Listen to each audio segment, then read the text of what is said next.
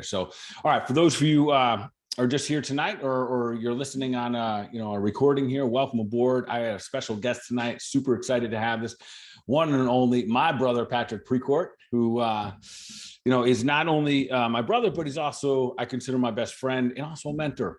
So, we've had all these years together. Every time I chat with him, I always leave enthused, and hopefully we can leave a little on our audience tonight. So a little backdrop on my brother here. So he's certainly an entrepreneur. I think he's been an entrepreneur, and I think that college was a passing through, if anything, on his way just for entrepreneurship. Keynote presenter. I know he speaks all over the country for all different types of organizations, a lot in the entrepreneurial space, investor space, real estate. I think a little bit of everything at this point in your career. He is the founder of the Cage Jiu-Jitsu and Strength Academy up in Cromwell, Connecticut, which is an MMA gym, which is awesome. I love that. And really, I think your art or your passion is really in where you're an expert, and that's in the ability to alter human behavior. And that's what we're going to dive a little bit deeper in tonight. Of course, founder, and maybe if we got time, we'll dive into this too, the Maverick Code, where entrepreneurs gather together to get to excel. I know that's maybe part of one of the masterminds that you have, or one of the ones that you're part of. Married at 29 years, long time to be married.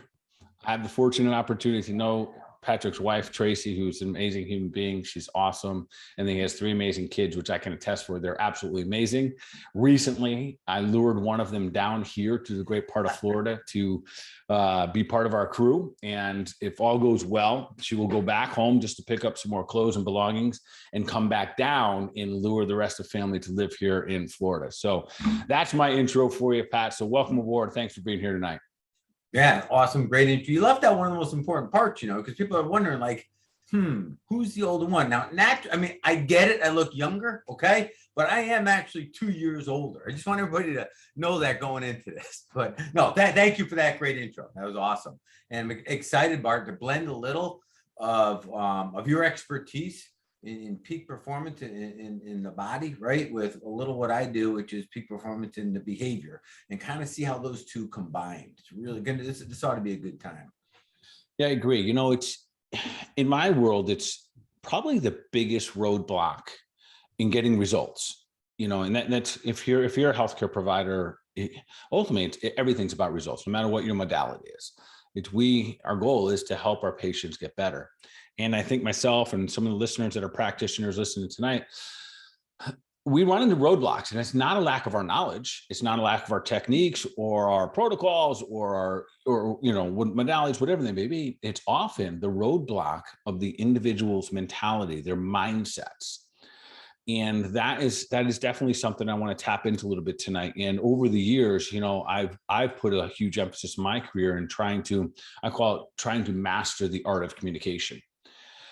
Because if I could do that and match that with a good skill set, I know that my results would be through the roof. And that is the one that's always been a moving target, because it's so different, from individual to individual. So let's dive in. I want to kind of dive right into like a kind of it's probably almost like a big topic. So I want to give it some energy here. So what is it, in your opinion, or in your experience, really, what is it that keeps people from going all in? So, and what I mean by this, so, I call them the toe tippers or the toe dippers, really. Some people like to dip their toe in the water and be like, oh, it's cold or it's hot. And they kind of test it out. Or we might see that in real life. We may see the individual who they take in a lot of information. They listen to a lot of podcasts. Maybe they buy programs. Maybe they even buy supplements or health things, and yet they don't take the action. So what is it? What keeps people from literally just going all in, especially when a lot of the times, if the roadmap has already been laid out? This is what's crazy. So in health, it's not rocket science how to get healthy. You got to move right, got to eat right, got to think right. And we can get a lot more details. But what do you think it is? Because a lot of times we know how to get there. What do you think it is that's holding people back from going all in? Yeah, no, it's a great topic. This could be the core of our discussion, right? So let me just share this idea. That person you were just describing, right? That person who does all that stuff, they'll buy the stuff, so read the books, they'll pay attention to the podcast. I call them professional spectators, right? They stand up in the crowd, They cheer for their team when they're winning. They boo them when they're losing, right? They get their fill. They get their emotions up and down, but there's nothing they can do to affect the outcome of the game. And that's how they're approaching life. They're standing in the sidelines instead of getting out on the field. And what you're talking about is what's stopping them from stepping down on the field and getting in the game, right? So if you can picture that, somebody up in the stands say, hey, you now have a choice. You're screaming a lot, you're making a lot of noise. Giving you a choice, you could come down and play quarterback. You in, you out.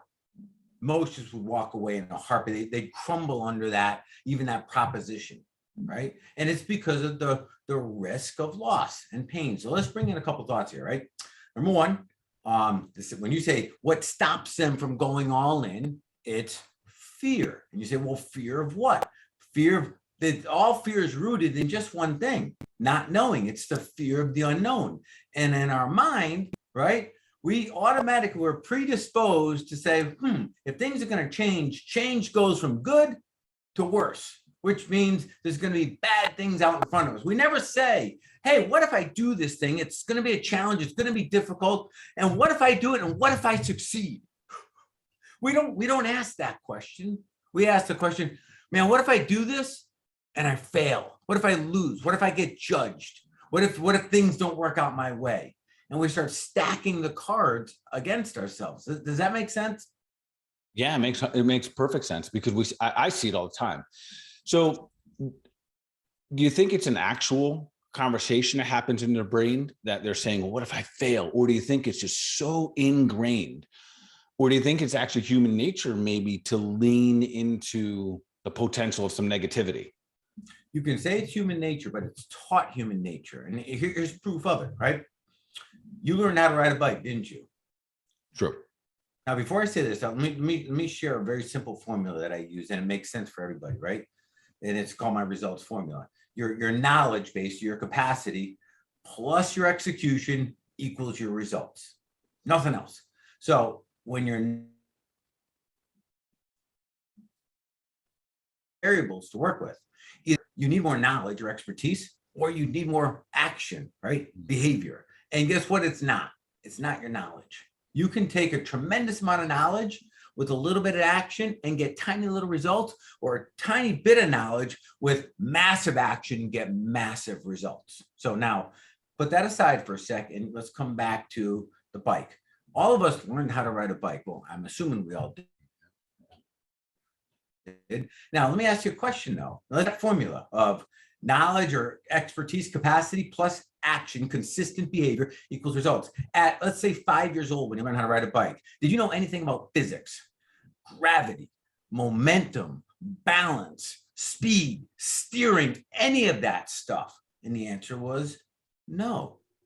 Did you know you were going to crash along the way? Oh, you absolutely did. Did you crash again and again and again? The answer is yes. But we were so focused on the outcome that we're willing to do whatever it took to get there, because the outcome meant enough to us. And I want you guys to remember that part right there, because it's going to come back later in the conversation. When the outcome that you say you want doesn't mean enough, it's impossible to achieve it. And as a child, that meant freedom. It meant a certain level of adulthood, which sounds weird to say for a 5-year-old, but it's like now they're one of the big boys, right? Because they can do this thing on their own. There was no way they were not going to achieve it, right? So their methodology for success was simple. Choose the outcome and figure out how they're going to get there, instead of what we do now as adults, right? We determine what means are available to us and let that figure out our end, how far we can go. And unfortunately, when we do that, we realize the means, when we tally it all up, people, resources, money, knowledge, expertise, tools, right? When we put it all together, we realize, shit, that only got us up to where we're at. Well, no kidding. That's how the game works. So therefore, to go further, in our minds, it makes no sense. We're not qualified to go any further. Likely we'll fail. So that's a learned behavior. It's not something that's innate to human beings as we're, once we enter this earth. Yeah. That's interesting, because I think the simple part of what you just said there is that it's really about taking the action. on any level. And I think every one of us knows that almost intuitively, yet fail to put that concept or that broadness to what we're actually trying to achieve. The other part I think that's worthy of conversation is, how often do you think, so let's just say you're helping an entrepreneur become successful and, earn the wealth and the income and the lifestyle that they want. How often do you think that in that thought process that they're thinking about, well, you've just told me the actions I got to take and the behaviors I have to kind of assume to get there. And I want this, but when I look at those, unfortunately, that means my current state of life would have to be altered. Meaning I might need new friends.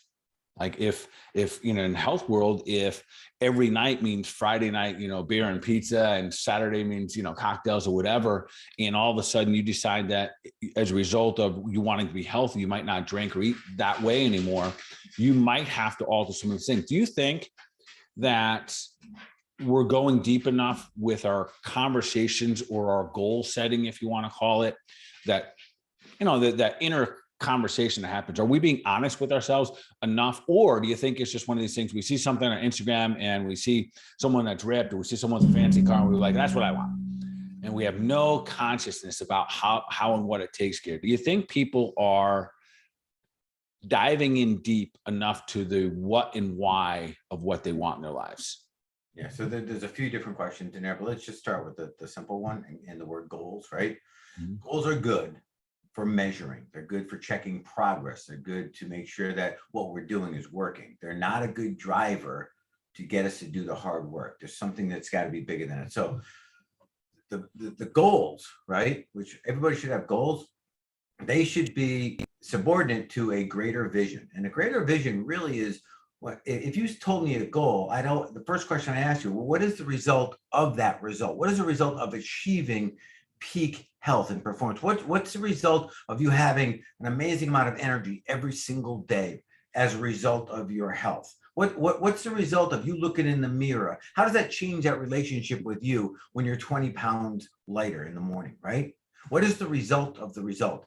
Because in goals give us something tangible to measure, which is fantastic, but the meaning sits in the aftermath of achieving that goal. Without meaning, we can't get through the hard stuff. Meaning is like the fuel for our engine. Meaning is what allows us to do the stuff that we wouldn't do normally, right? It fuels our discipline. It aids in our commitment, right? So when you look at this whole spectrum of, well, how do you get something done, right? You have to start with a vision. What is the result of the result? What are you actually trying to get? People often use like money as a goal, right? Money has no meaning until you attach a meaning to it. It's meaningless. But for some people, it might mean security. For some people, it might mean a certain level of freedom. For some people, it might get into their ability to give back and impact the world, right? It has a different meaning to everybody, depending on where they are in life, right? So we got to start with a vision. Like, why are we doing what we're doing? Then we say, all right, what are the goals I need to measure to see that vision come to life? Then once we have our goals, now we can get a little strategic and say, all right, well, let's come up with a plan to achieve each goal. Now we're getting into like tasks, executable things we can measure. And then there's a big piece here, right? That once we have the plan, we can see what it is, right? We can wrap our hands around it. Now comes the commitment. And this is the part, Bart, where I think people step over. Commitment is very simple, right? Whatever it takes, no matter what. And I tell clients all the time, don't tell someone you're going to do something, particularly yourself, unless you're committed to do it. Stop lying to yourself. It'll be easier. Because every time you lie to yourself, every time you set that goal and then you stop doing it, you're weakening your relationship with yourself. You're weakening your own bond, your own commitment to get stuff done. And then you start compromising, the big word, belief. You don't believe you have what it takes to do it. Does that make sense? Yeah. So let me back up just about a sentence or two there. So what do you think about the idea of public accountability? Like for me, like maybe I say, hey, Pat, you know what I'm going to do? I'm going to lean out 10 pounds and therefore, I can get my fight weight down to such and such or something like that. Like, or I make a commitment verbally to someone, although I really don't even have a plan yet. Do you like that as a strategy for people? Or do you think it's an individual thing? Individual thing. For some people, it's great. For some people, it's not effective. And here's why, right? Accountability is synonymous with the lever of pain.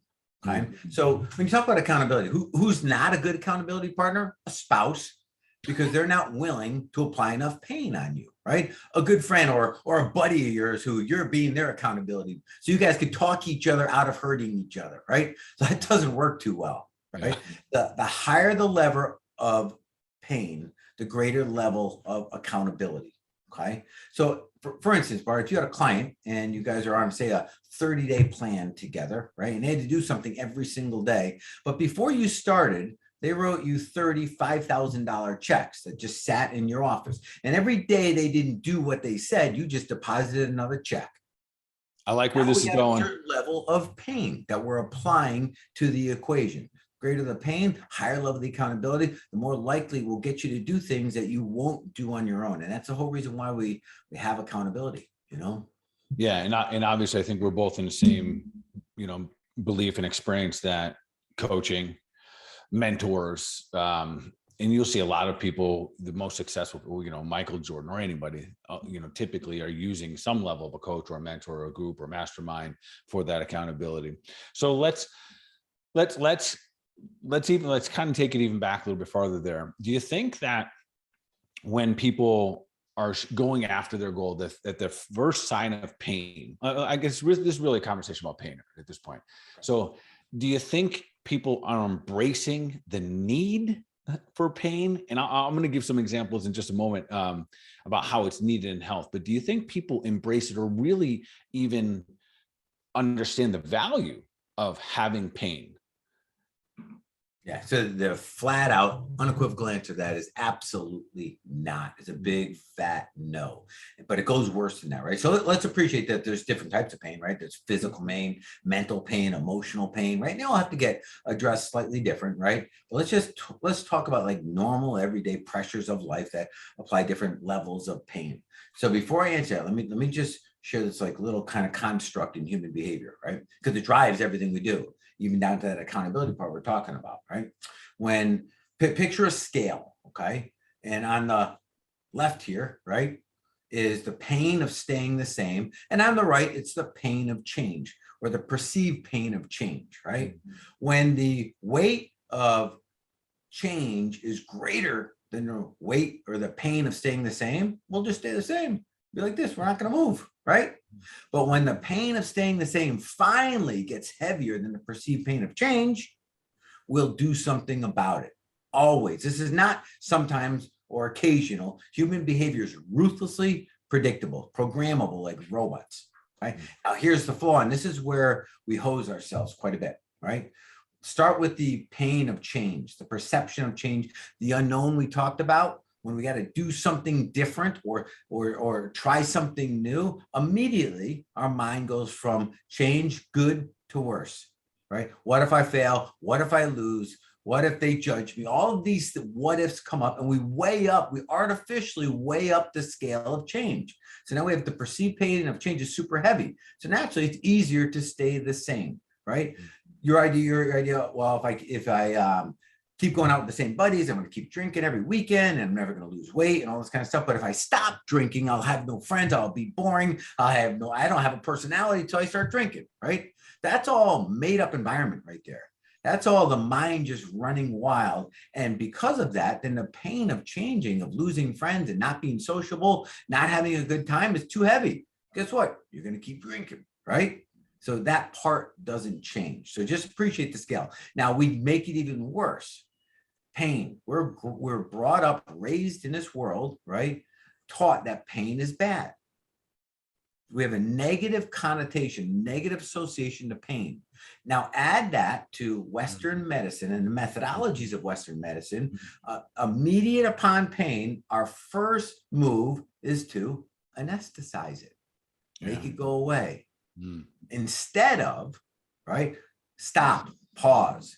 Because pain, I want you guys to understand this, right? And I don't care if it's mental, physical, emotional pain. Pain is the language of the universe. It's telling you exactly what you should stop doing. And it's about to tell you the very next steps to get better if you just shut up and listen. Mhm. You can't get more precise instruction. But what we do is we immediately run from the pain. We make it go away. We drink it away. We drug it away. We Facebook it away. We get lost on TV. We distract it away, right? But we don't pay attention to the messaging. So yeah, pain, great instructor, greatest one nature ever provided, and we don't ever take advantage of it. Yeah, it's a really fascinating conversation because especially in the health world, just like you said, we've literally been trained from day one as consumers and as physicians to eliminate pain. Now, when you start getting into the holistic world, or maybe functional nutrition or functional, medicine, kind of more in the route that I'm doing now, you look for root causes. Yet the individual always comes to the table with the idea of, how do I get rid of my pain? And the programming so deep. So I want to share with you and the audience this. I know I told you just a little bit prior.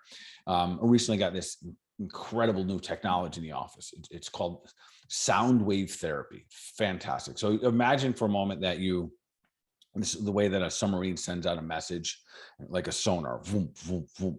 And if it doesn't hit anything, it literally just continues to go through the water and dissipates. And for the human body, if it just goes through your muscles and your skin, it increases blood flow, circulation, it wakes some things up. So it's really healthy, therapeutic.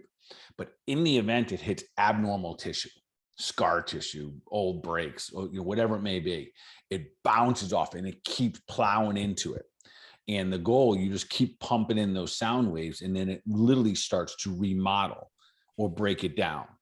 And that breakdown of that tissue is uncomfortable. So we had the rep for the machine come out and talked about it, said it's very painful. As soon as he left, I kind of programmed and repositioned the verbiage away from pain to discomfort. They're similar, but it just takes the edge off of the consumer. So anyways, it pounds away at this and it breaks up the scar tissue.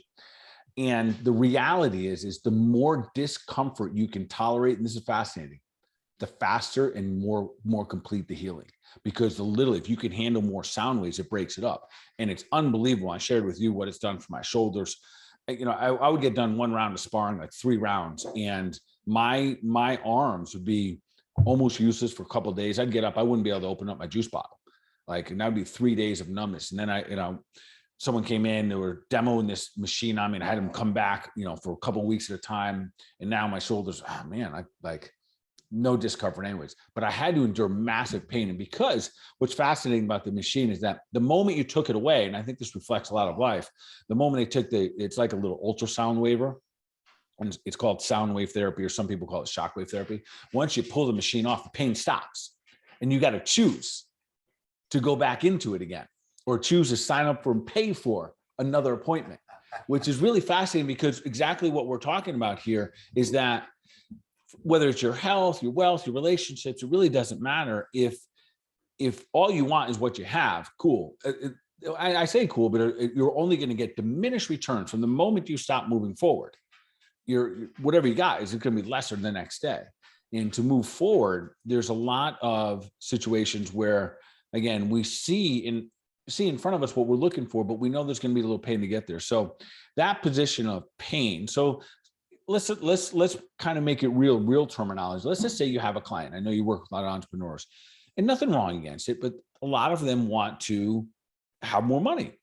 They want to, and a lot of them, because I know you work with a lot of high level people, they're clear that their money gives them freedom, that their money gives them flexibility. It gives them opportunities that they wouldn't have if they didn't have the money. So what are some of the conversations,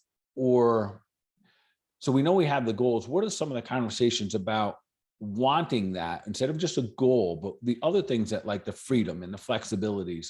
What are some of the things that you talk to your client about to get them past just the goal set, to get them into the mindset of, why do you really want that goal to be achieved?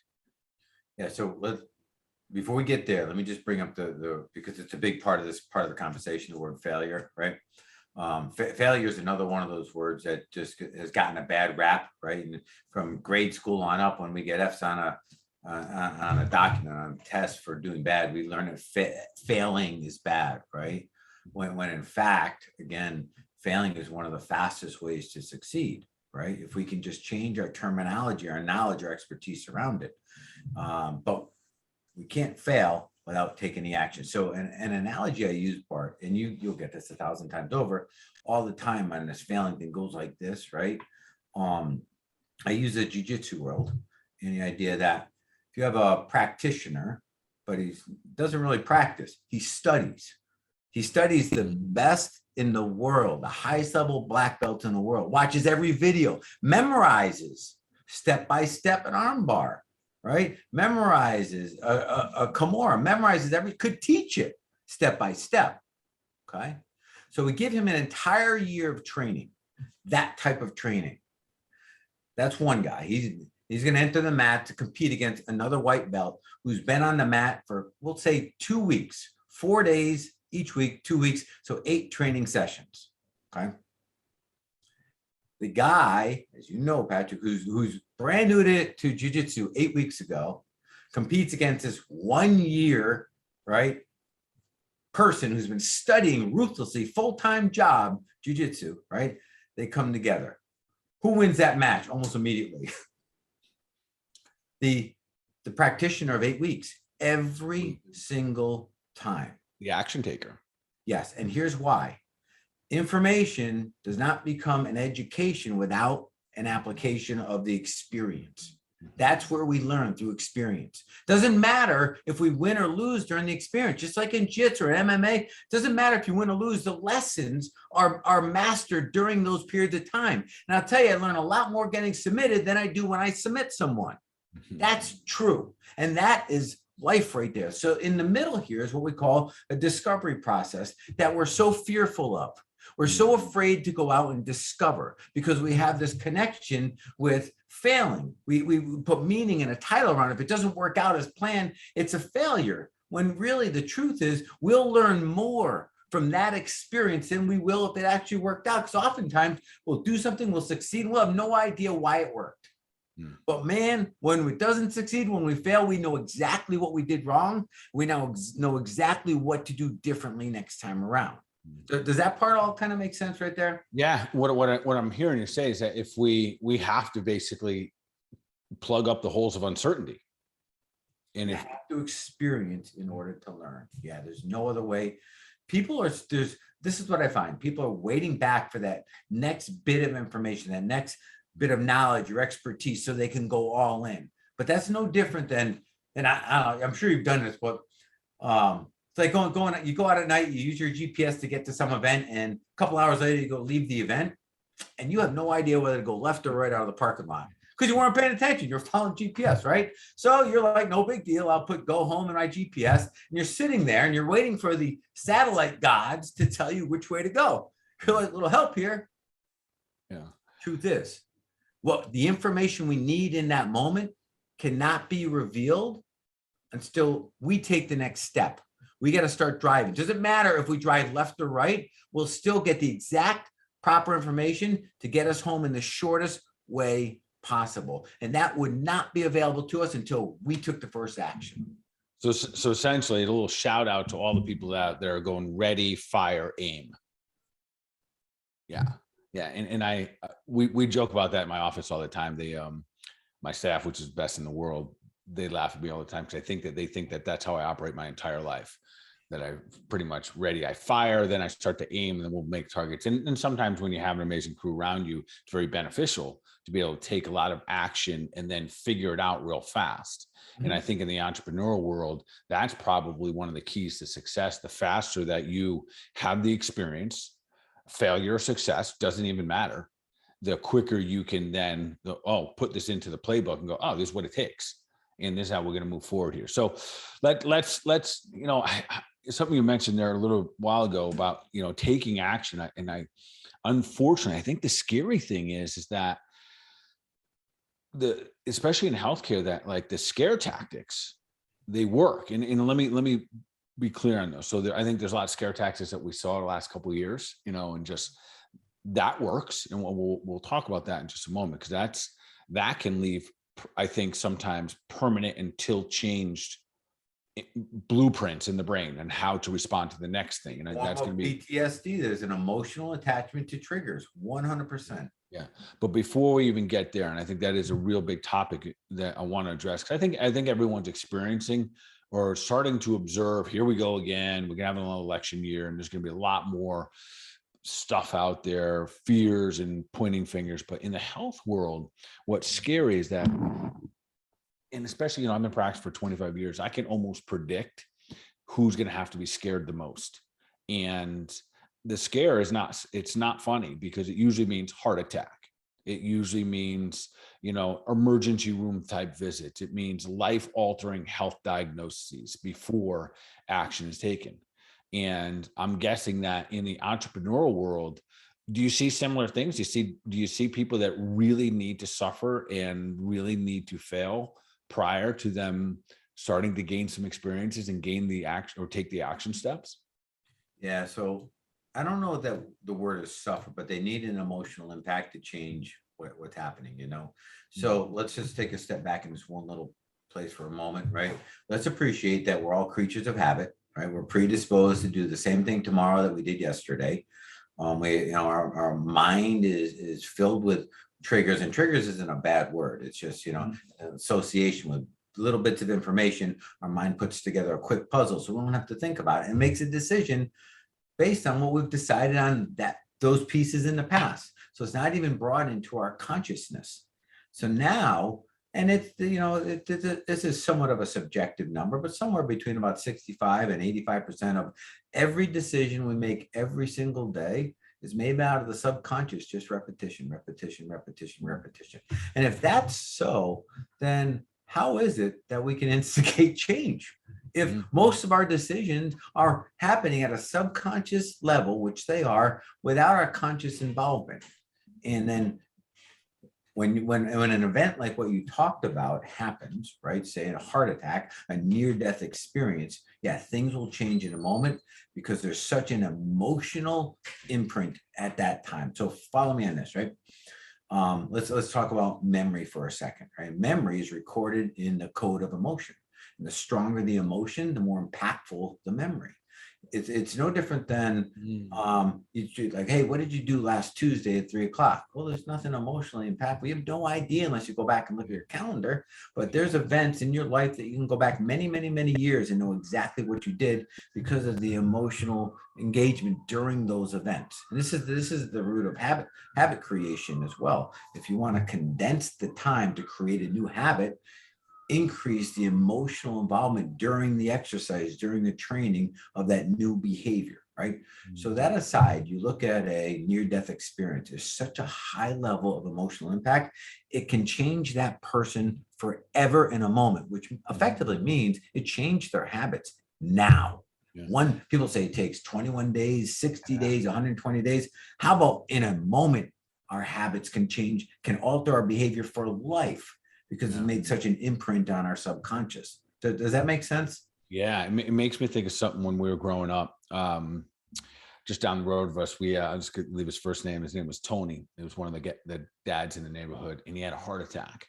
And then after the heart attack, he started walking every day. And I remember I'd be out riding my bike, and I'd see Tony walking every single day. And I remember asking or having a conversation with, mom, or with Tony for that matter. I said, why are you walking? I remember saying I had a heart attack. And even as a young kid, I probably wasn't even 12 at the time, 15. I remember thinking to myself, why didn't he walk before? why do we have to wait? And that is, I want to move in that direction, of course, of what are some of the actions? Because if that is the commonality right now, 65, 85% is just like routine. And I'm all in it. I'm probably saying it's 80% better. That until something significant comes along and rocks the boat. And unfortunately in healthcare, even when things are rock the boat, we now literally can watch a commercial tonight and say, listen, your boat's been rocked. Don't worry about it. Still do nothing. We're going to give you this magic pill and you don't have to do anything, et cetera. So there's still this false perception of saviors coming that are going to fix all of these life, death experience. So if I said, what are your thoughts on this? If I said that comfort quite frankly, could be a form of disease. What would you say to that? Absolutely. Let's get into it, but let's go back to the question you had just before that. Okay. About how do you actually create the change if your decision making is pre-programmed, but we have to go to what you just mentioned there, right? Yeah. So a couple things there, right? When we have to create change, we have to start with what we talked about earlier, making it mean enough to us, right? If it doesn't mean enough, it ain't going to happen. Now, you don't have to have a near-death experience to create change in your life, but you have to do something different. You know, one of Newton's laws that's been solid since Newton created, I think it's the second law, said a body in motion will continue in a straight line in motion until an opposing force has intersected and knocked it off its trajectory. You need an opposing force. Okay. So if we can establish the idea that something has to intersect the path we're on, or we'll continue on the path. The mind that has gotten us this far is not the same mind that's going to get us to where we want to go. We have to humble ourselves to that, because it's only experienced life up to this moment in time. And voila, here we are. It's not by chance, right? We're exactly where we are as a collection of every decision we've made in life. Boom, well, here we are. That right there is a tough one to swallow, right? Yeah. So yeah, you're saying that one doesn't always feel good. No, because then what you're saying essentially is that what your health is, what your wealth is, what your relationship is a result of your actions and your choices through the course of your life. Yeah. And it's, here's why it doesn't feel good, because then it's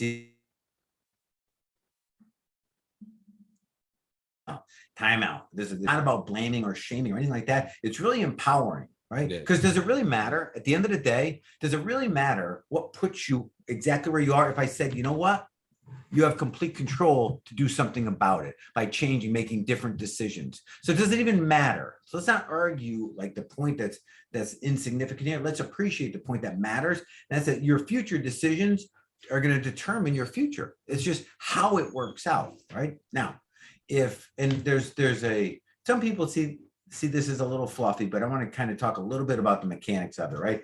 Think like a book like Think and Grow Rich as an example, right? There's actually mechanics behind it that make it work the way it works. And it's not that difficult to understand. We've heard the term, act as if, and we don't fully understand that. That's not the same as fake it till you make it. Okay. Fake it till you make it, I think is kind of crap. Leave it over here, right? Acting as if is an exercise you train yourself in. And it starts like this. You go to a future time, a future event, a place you want to be, an outcome you want. Maybe it's that 20% lighter. Maybe it's a certain wealth, a certain relationship you want to be in, whatever it is. Okay. You go to a future event and you actually go through an entire physiological event yourself of experiencing what it's like to be there. So you think about being there now, right? But this is what happens, right? Every single thought we have already has an attached emotion to it in our subconscious. And when we think that thought, it rips the emotion out of our subconscious and it comes into our conscious, and now we're feeling our emotions. So we're feeling what we're thinking. And then we're thinking what we're feeling, because the way you feel affects the way you think, and the way you think affects the way you feel. They support each other that way, right? So now we're feeling and thinking and feeling in harmony towards a place we want to go. Well, when you think and feel and think in direct harmony, it cannot help but alter your actions. And it starts changing your behavior, because you're thinking and feeling and thinking. And watch the path here. When you feel something, it alters the way you think. When you alter the way you think, it changes your decision making. When you change your decision, it changes your actions. Change your actions, changes your results. But now we're thinking and feeling and acting in harmony with what we want as an outcome intentionally, instead of just letting the exterior triggers control us. That's where we're stuck. A new world happens when we start controlling it. We flip it around. Does that make sense? Yeah, that's a lot of thinking and feeling. That's a lot. So it makes a lot of sense. It also makes me think of, I have this little, I guess it's almost like a mantra that I use in the morning. I have this like little time in the morning. And because of that very concept there, because that goes both ways, that's the danger of it. If you start thinking, what if this goes wrong? I can't do this today. And man, and it could be the damn, you start thinking about the weather, the Facebook post, whatever. And then it generates literally a vibration in our cells. And then all of a sudden you're going to start to behave in that such way. So I have this little mantra that, and I call it a mantra, a little saying. I'll often ask myself before I get done. I have this little ritual I do in the morning. I have this like 3-minute meditation. I start doing some yoga. I get some push-ups. I get some blood flow going. And I kind of go through these very similar visualizations, some affirmations. And then I'll always ask myself this simple question: who do I need to be today? Boom. And you know what's so fascinating about that, Pat? Man, it's so fast. And I'm going to recommend everyone ask that question or something similar to, because there's no lying in that moment. And because it's almost as if, and you could probably describe this better, what happens on a subconscious level, yet in that very moment, it's just the rubber hits the road. There's truth that's going to happen. It literally is humbling, because it says, man, I got to be a different man today. I have to be, for the things that I'm thinking about and I want to be and I want to achieve in my life and the people I want to help. Up to this point, it's here, but my aspirations are there. And I'm going to need to be to somebody different. And I love asking that question. And I will tell you, I've also, to some degree, prepared myself to be in a state prior to asking that question. So like I said, I do my 3-minute meditation. It's really a 3-minute gratitude meditation. Then I get my body warmed up. I get moving pretty good. And then I do some exercise. So I'm like physically ready to ask that. I know it may sound weird, but I prepare myself for that question based on that thinking and feeling part, because when I ask that question, I want to have the physical and emotional and spiritual confidence that I'm ready for this task. I don't have small goals, right? I have the lofty stuff that I want to achieve even on a daily basis. So I think that's exactly what you're talking about, is it not? 100%, 100%. And to your point, it can work against us too. When we get stuck in the fear of failure and loss and things like that, right? We can create that environment out of thin air, because we'll start thinking and feeling and thinking like that, and it'll change the way we act. We'll create in our environment exactly that which we fear the most. Now, we have to appreciate, right, that the body, part of this whole equation, does not know the difference between the real event and the one we're playing out mentally and emotionally. Okay. So we're programming our subconscious. It doesn't know the difference. And again, this works in our favor when we use it right, but it also works against us when we use it wrong. And an example of using it wrong would be going back to something in your past that was not great, a regret, a failure, a bad divorce, right? And going through that same emotional roller coaster. And what you're doing is you're sucking yourself back to becoming that person again and again and again. And you can trap yourself. You can emotionally trap yourself, because it triggers the same stress hormones in our body. And and some of us get addicted to those stress hormones. It triggers the exact same process. We can, we can think ourselves into a survival state and ignite our parasympathetic nervous system, right? And get addicted to doing that. The body doesn't know the difference. So we've got to be really careful how it's a powerful tool, using your mind and your subconscious emotions and feelings, right? But it can do as much harm as it can do as good if it's misunderstood. Yeah.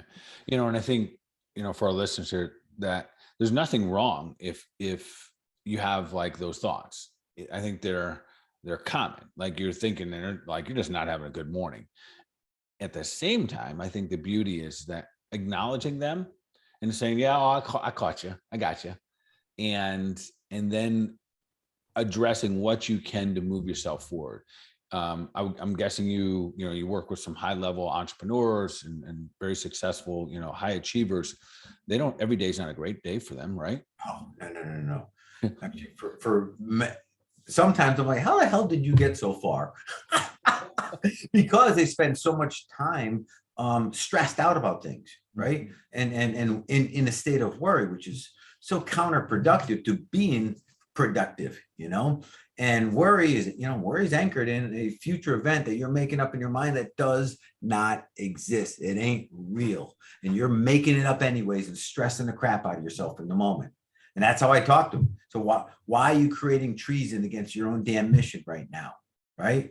Like, suck yourself in here. And this gets in that world of emotional intelligence and understanding what sets off our emotions and the behaviors that surround them, and reeling them in and managing them so that our emotions, right, don't control us. And it's, so I'd be very much disingenuous if I said, hey, I never get triggered in a negative way. I do. It's natural. It's human, right? What happens after it, though, we have to take ownership for. We have to take responsibility for. Are you going to let that negative emotion run you, or are you going to shape that, repurpose that, use the energy out of it, but make something good out of it? And at that part, we own. Yeah. I don't know if you have your clients do any things like meditation or anything yet. Several years ago, when I started doing a very short, let me back up to meditation for a second. Meditation is powerful. And I think we're hearing more and more about it because things are so busy. It's an opportunity for us to slow down, listen to some of our own thoughts. I've never been one to be able to meditate and just clear my mind. It doesn't work that way for me. I've also, when I heard about meditation, said, I always thought, I got to sit down for an hour. I don't have time. I don't have time for half an hour. And then I decided just to commit to 3 minutes. And in that 3 minutes, I would just do a gratitude meditation, literally just thankful for all the things I could find in my life. And this is what I had this conversation almost on a daily basis. And I tell everyone that asks about it, I said, listen, I'm not that guy that's going to sit down for an hour, at least not at this point in my life. And when I do the gratitude meditation, this is what I know. Those are good days.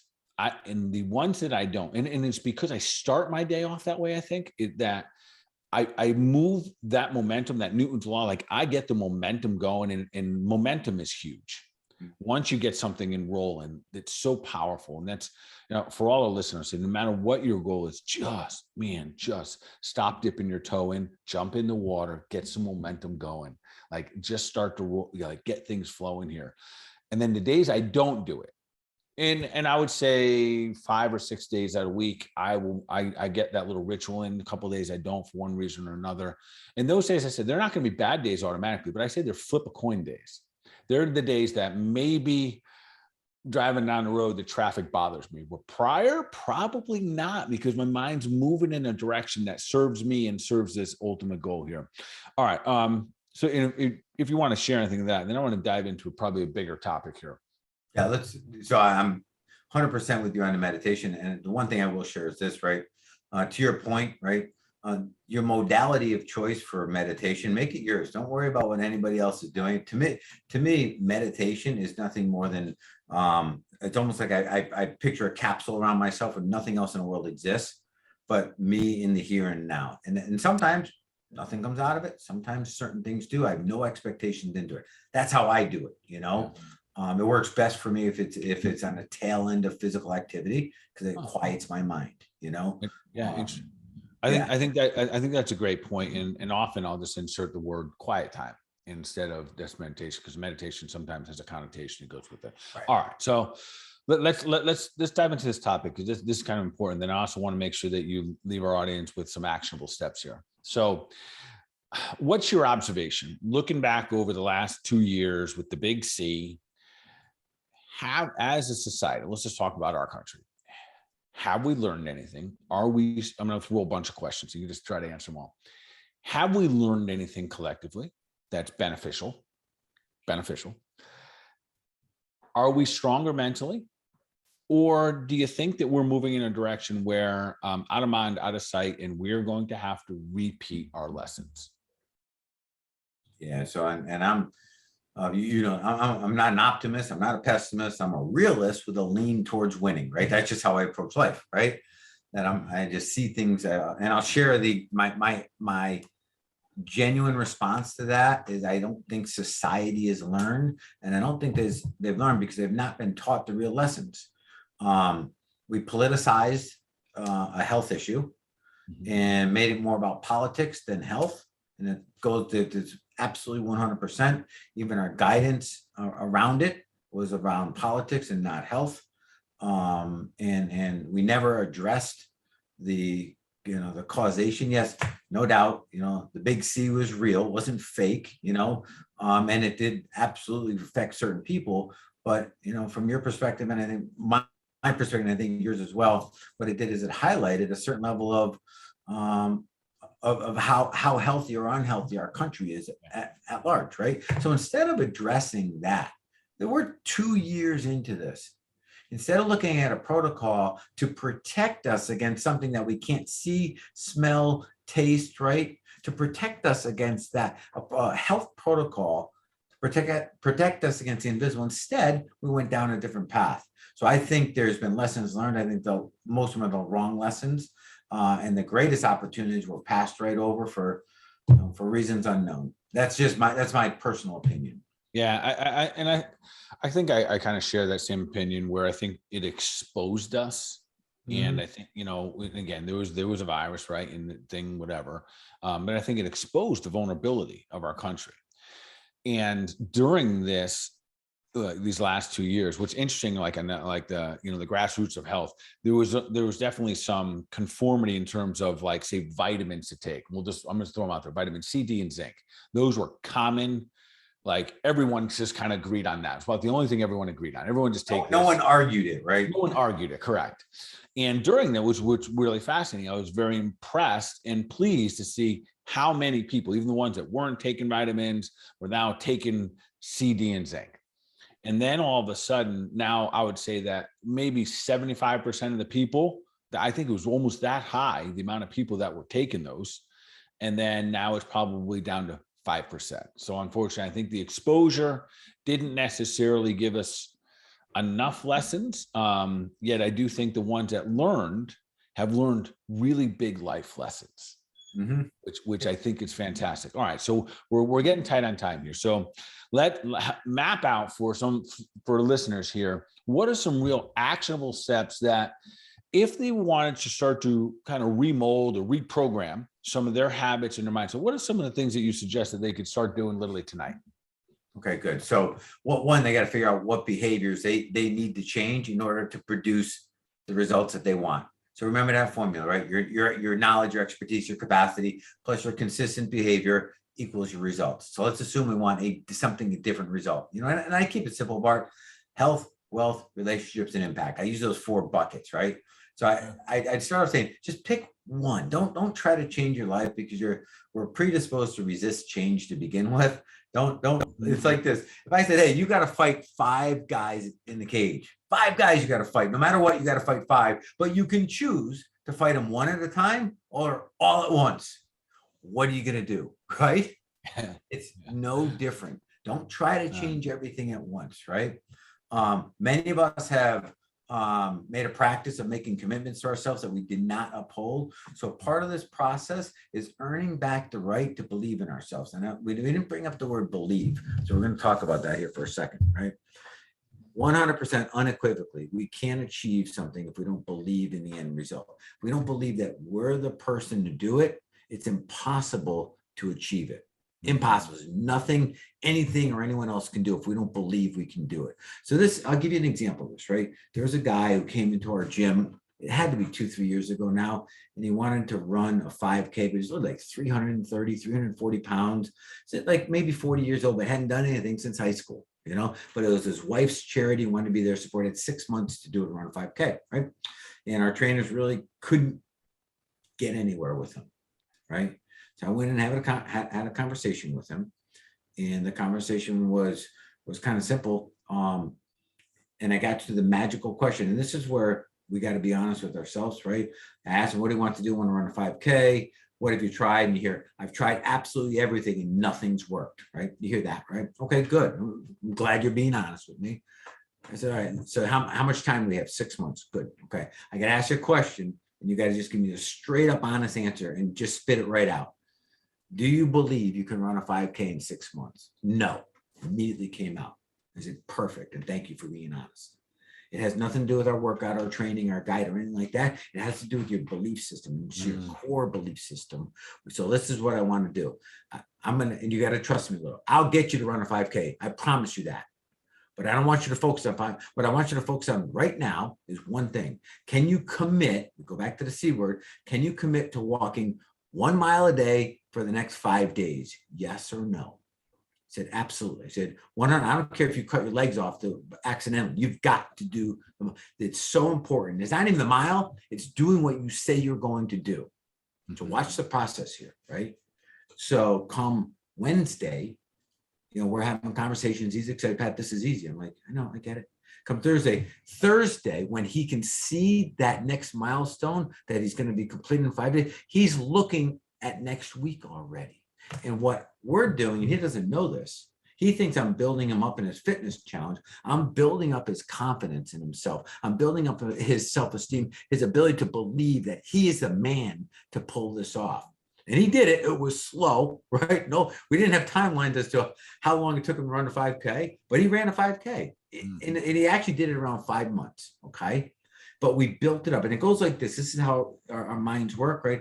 Picture a ladder and picture our goals, our dreams, our big, hairy, audacious goals, whatever you want to call them, at the top of the ladder. When we have them so big that we don't believe in them, they're above the cloud line.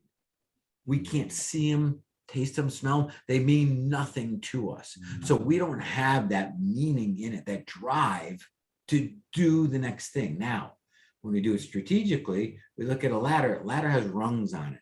And every single rung has a very specific reason. It's there to get you to the following rung. And they're right in direct line. Every rung is not a waste. Every rung moves you to the next one. Doesn't matter how close they are. That's the key thing here, right? So we break it down. We establish a belief system. So I challenge everyone listening. That goal you want, do you genuinely believe that you can achieve it? And if not, I'm not saying lower your goals at all. I'm saying put rungs on a ladder.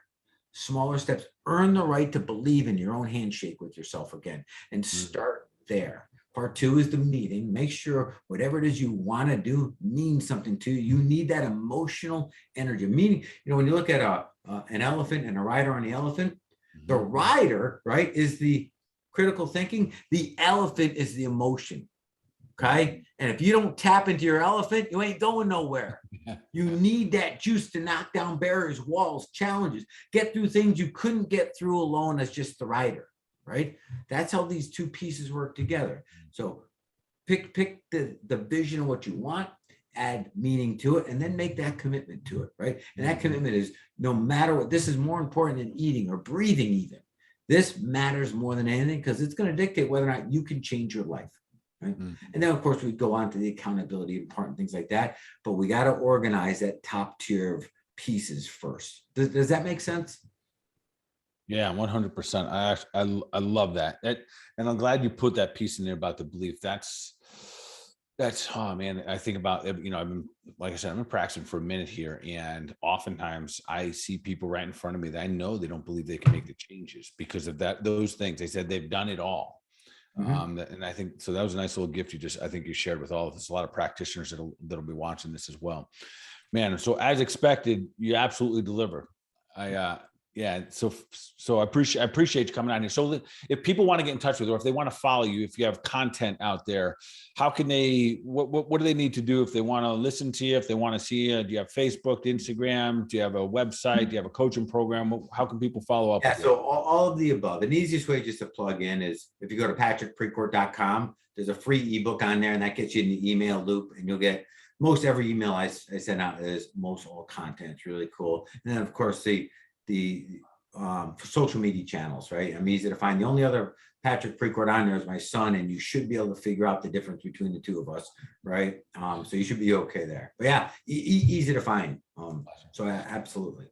Well, I really appreciate you coming on tonight and sharing your wisdom, sharing your thoughts, and especially where I think right now, moving forward, more than anything, our mental fortitude, this stamina that we need moving forward, and then real strategies to help us move forward as individuals. So hopefully I'm sure everyone's going to take something away from tonight. Pat, I appreciate you coming on.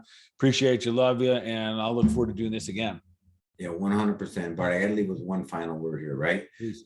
We have an election period coming up here, right? Which means between now and November, we're going to get pummeled with fear-based messages. And fear is the fuel for mediocrity. Fear drives people into shelters. Fear takes people say, "No, I'm gonna wait this one out," right? And they huddle together and hope things get better. They try to find a comfort zone, which is nothing more than a certainty around what they're doing, which means it's all they've ever done, right? And I would challenge every one of us, man, one, turn off the messaging, Okay. Because it's going to be insane this time around, like we've never seen before. Make no mistake. And two, challenge yourself. When you feel yourself falling prey to that fear, right? Say stop, because man, it's your Achilles heel. It's everything you don't need or don't want. It'll interrupt everything we do if we let that fear grip us. Just that's my warning for the next 6 months. Yeah, I think that's a great little ending point there. The mediocrity, that's almost like a poison. And I think my outside, like lofty dream about this whole thing is that this year that we find their fear tactics comical. And that collective, we start laughing back at them, be like, come on, like really, it may be a little lofty, but that's my hope and my prayer right there. So, all right, my friend. Well, I appreciate you. Thanks for coming on tonight. And I know thanks for just dropping a ton of bombs here. I appreciate it. It's been a pleasure, been an honor being with you all. So thank you very much. All right, Pat, you take care.